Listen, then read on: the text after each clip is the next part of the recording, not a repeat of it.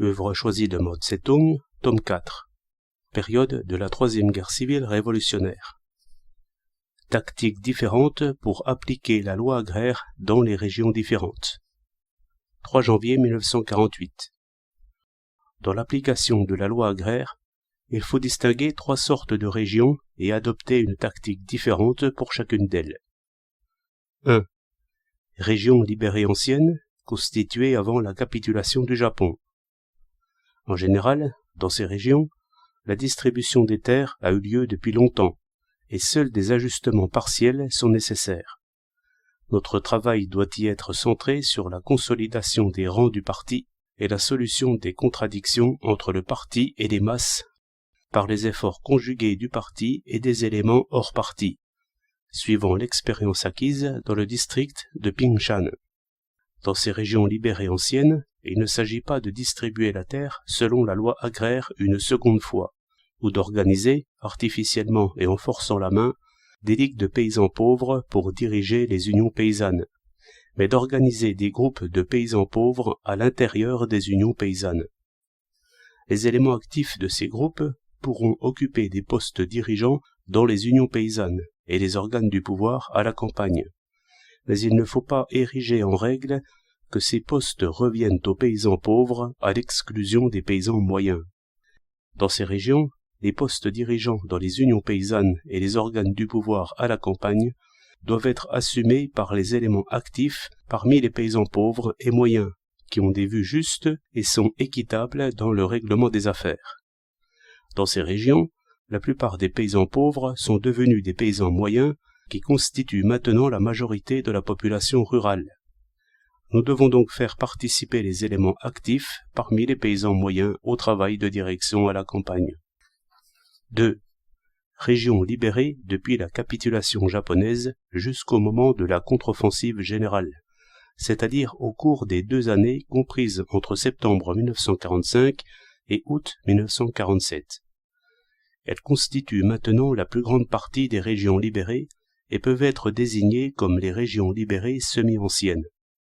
Dans ces régions, 2 ans de lutte pour le règlement des comptes ainsi que l'exécution de la directive du 4 mai ont élevé de façon appréciable le niveau de conscience politique et le degré d'organisation des masses, et donné au problème agraire une première solution.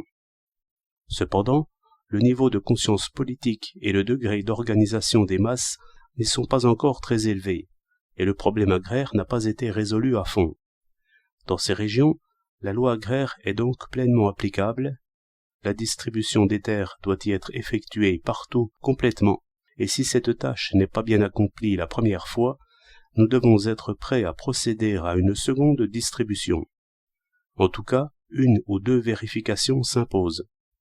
Dans ces régions, les paysans moyens sont en minorité et adoptent une attitude d'attente. Les paysans pauvres sont en majorité et brûlent d'obtenir de la terre. Il faut donc y organiser des ligues de paysans pauvres et leur assurer la position dirigeante dans les unions paysannes et les organes du pouvoir à la campagne. 3. Régions nouvellement libérées depuis la contre-offensive générale. Dans ces régions, les masses n'ont pas encore été mises en branle. Le Kuomintang, les propriétaires fonciers et les paysans riches exercent encore une grande influence et nous n'avons pris racine dans aucun domaine encore. Par conséquent, nous ne devons pas chercher à y appliquer la loi agraire d'un seul coup, mais en 2 étapes. Dans la première étape, il faut neutraliser les paysans riches et diriger les coups exclusivement contre les propriétaires fonciers. Cette étape doit être elle-même subdivisée en plusieurs paliers, à savoir propagande, organisation préliminaire, distribution des biens mobiliers des gros propriétaires fonciers, distribution des terres des gros et moyens propriétaires fonciers, tout en prenant en considération les intérêts des petits propriétaires fonciers, et enfin distribution des terres de toute la classe des propriétaires fonciers.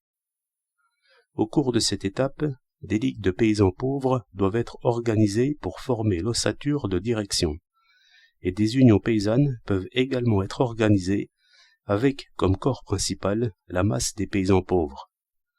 Dans la seconde étape, il faut distribuer les terres données à ferme par les paysans riches, leurs excédents de terre et une partie de leurs autres biens, et distribuer la part des terres des propriétaires fonciers qui n'a pas été distribuée complètement dans la première étape.